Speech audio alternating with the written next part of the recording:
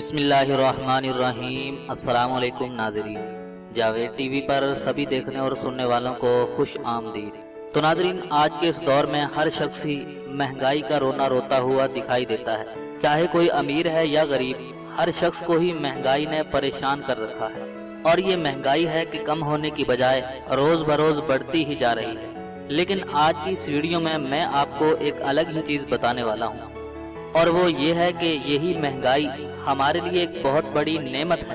تو یہ بات سن کر آپ حیران اور پریشان تو ضرور ہوئے ہوں گے، لیکن جی ہاں ناظرین، یہ ایک حقیقت ہے جو آج کی اس ویڈیو میں آپ کے سامنے بیان کروں گا۔ تو اگر آپ یہ جاننا چاہتے ہیں تو ہمارے ساتھ رہیے گا اور ویڈیو کو آخر تک مکمل دیکھیے گا۔ اور ویڈیو شروع کرنے سے پہلے میں اپنے نئے آنے والے دوستوں سے گزارش کرتا ہوں کہ اگر آپ نے ابھی تک ہمارے اس چینل کو سبسکرائب نہیں کیا ہے تو ویڈیو کے نیچے دیے گئے لال بٹن کو دبا کر ہمارے اس چینل کو جلدی سے سبسکرائب کر لیں، اور ساتھ ہی گھنٹی کے نشان کو لازمی دبا دیں تاکہ آپ کو ہماری ہر نئے آنے والی ویڈیو سب سے پہلے مل سکے۔ تو چلیے ویڈیو شروع کرتے ہیں۔ تو ناظرین، مہنگائی کتنی عظیم نعمت ہے، اس کا اندازہ آپ اس چھوٹے سے واقعے سے ہی لگا سکتے ہیں۔ یہ ایک پاکستان کے ارب پتی تاجر کی کہانی ہے، اور یہ تاجر کبھی کسی دکان کے پاس ملازم تھا۔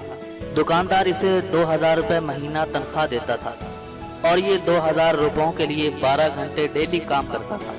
اور ناظرین، یہ ذوالفقار علی بھٹو کا دور تھا۔ اس وقت 2000 روپے مناسب رقم تھی، اور اس رقم سے درمیانے درجے کے گھرانے کا ٹھیک ٹھاک گزارا ہو جاتا تھا۔ لیکن پھر اس کے بعد ملک میں مہنگائی کا ریلا آیا۔ ضروریات کی تمام چیزوں کے ریٹس بڑھ گئے، اور اس کے گھر 3 بچے بھی پیدا ہو گئے۔ ان بچوں کی ضروریات بھی بڑھ گئیں، والد اور والدہ بھی بیمار رہنے لگے، اور مالک مکان نے بھی کرایہ بڑھا دیا۔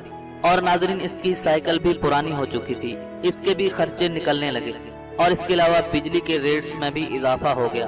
ملک میں ٹی وی، واشنگ مشین اور فریجوں کا رواج بھی ہو گیا، اور بیوی نے ان سہولتوں کے لیے ضد بھی شروع کر دی۔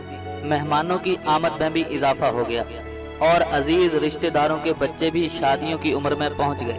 چنانچہ 2000 روپے بہت کم پڑ گئے، اور مسائل بہت زیادہ۔ اس نے مالک سے تنخواہ بڑھانے کی درخواست کی، لیکن مالک نے بھی صاف انکار کر دیا۔ تو ناظرین، یوں خاندان مسائل کے دباؤ میں آ گیا، اور اس وقت اس کی بیوی نے ایک نیا راستہ نکالا، اور اس نے گھر میں ہی ردی کاغذوں اور اخبارات کے لفافے بنانا شروع کر دیے۔ تو ناظرین، وہ اپنے بچوں کے ساتھ سارا دن لفافے بناتی، اور اس کا شوہر کام پر جاتے ہوئے یہ لفافے اپنے ساتھ لے جاتا اور بازار میں مختلف دکانوں پر بیچ دیتا۔ تو ان کا یہ کام چل نکلا، جس کے نتیجے میں خاندان میں خوشحالی آ گئی۔ فریج بھی آ گیا، واشنگ مشین بھی آ گئی، اور 12 انچ کا black and white television بھی آ گیا۔ تو یہ سہولتیں آئیں تو ان سہولتوں کا خرچ بھی آیا۔ چنانچہ خاندان کو اب ماہانہ 8-10 ہزار روپے چاہیے تھے۔ اس نے اس کا حل بھی دریافت کر لیا۔ یہ لوگ منوں کے حساب سے ردی کاغذ اور اخبارات خرید کر محلے کے مختلف گھروں میں تقسیم کر دیتے، اور محلے کی عورتیں اور بچے اپنے اپنے گھروں میں لفافے بناتے۔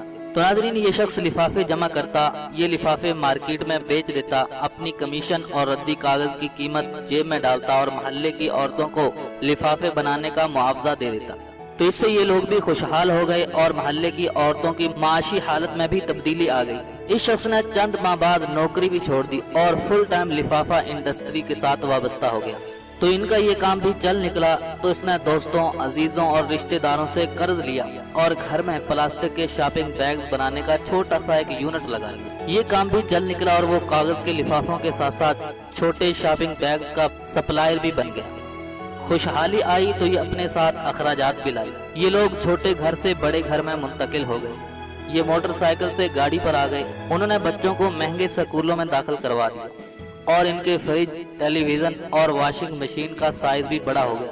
بڑے خرچے چلانے کے لیے زیادہ رقم چاہیے تھی، چنانچہ شاپنگ بیگز کا یونٹ چھوٹی سی فیکٹری میں تبدیل ہو گیا۔ فیکٹری میں ملازم رکھے گئے تو ملازموں کی تنخواہوں کا ایشو بھی آیا۔ چنانچہ تنخواہیں پوری کرنے کے لیے مارکیٹنگ کی ٹیم بھی رکھی گئی۔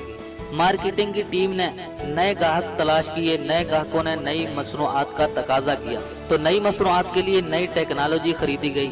نئی ٹیکنالوجی مسابقت لے کر آئی۔ کمپٹیشن نے ایڈورٹائزنگ کا دروازہ کھولا۔ ایڈورٹائزنگ معاشرے میں کلچر چینج کا باعث بنی، اور یوں غفورہ، عبدالغفور، محمد عبدالغفور، شیخ محمد عبدالغفور، سیٹھ محمد عبدالغفور اور جی ایم برادرز بنتا چلا گیا۔ یہ اب پاکستان کے چند بڑے اربپتی بزنس مینوں میں شمار ہوتا ہے۔ اور ناظرین دیکھیے کہ ایک لمحے کے لیے اگر ہم سوچیں کہ اگر 1974 میں اس کا 2000 روپے میں گزارا ہوتا رہتا، مہنگائی کا یہ ریلا نہ آتا، مالک مکان کرایہ نہ بڑھاتا، یا پھر اس کا مالک اس کی تنخواہ میں 500 یا 1000 روپے کا اضافہ کر دیتا، تو یہ آج کہاں ہوتا؟ کیا یہ ابھی تک اسی دکان پر جھاڑو نہ مار رہا ہوتا اور اس کے بچے شہر میں ریڑیاں نہ لگا رہے ہوتے؟ تو لہٰذا تم دل پر ہاتھ رکھ کر بتاؤ، کیا مہنگائی اس کے لیے نعمت ثابت نہیں ہوئی؟ تو ناظرین واقعی مہنگائی کو کبھی ہم نے اس زاویے سے نہیں دیکھا تھا۔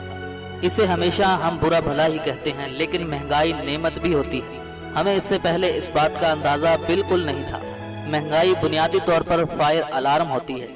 یہ آپ کو بتاتی ہے کہ آپ کی آمدنی کے ذرائع کم ہیں، اور آپ اگر ایک مطمئن، پرسکون، شاندار اور خوشحال زندگی گزارنا چاہتے ہیں تو آپ کو آمدنی کے وسائل بڑھانا ہوں گے۔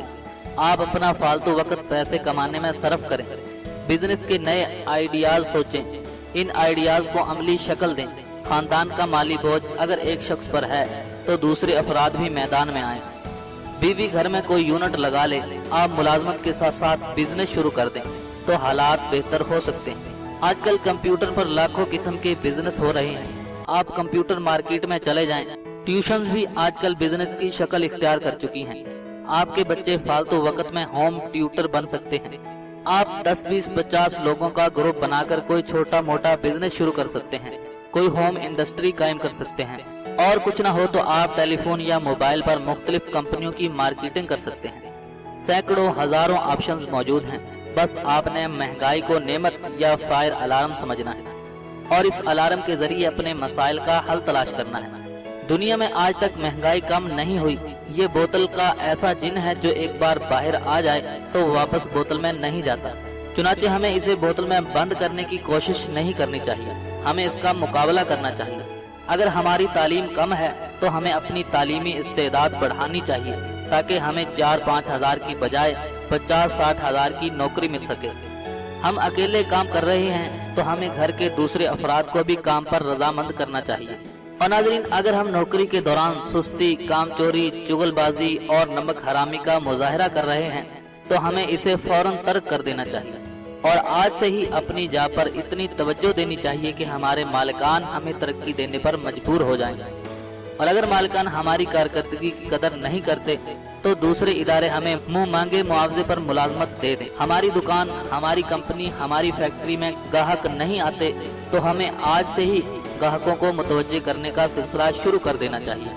ان کی عزت کریں، انہیں دہلیز پر خوش آمدید کہیں اور گلی میں واپس چھوڑ کر آئیں۔ منافع کم کر کے سیل بڑھائیں اور گاہکوں کے حقوق کو پرافٹ پر فوقیت دیں۔ نئی ورائٹی لے کر آئیں اور ملازمین کو اپنے بچے سمجھنا شروع کر دیں تو ہماری آمدنی میں واضح تبدیلی ہو سکتی ہے۔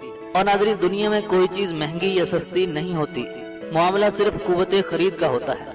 میں اگر افورڈ نہیں کر سکتا تو چینی 10 روپے کلو ہو جائے تو بھی یہ میرے لیے مہنگی ہوگی، اور اگر میں افورڈ کر سکتا ہوں تو میرے لیے 6 انجن کا جیٹ جہاز بھی بہت سستا ہے۔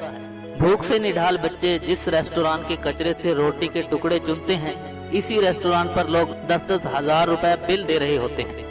تو ناظرین کیا آپ نے کبھی سوچا کہ یہ کیا ہے؟ یہ صرف اور صرف افورڈیبلٹی کا فرق ہے۔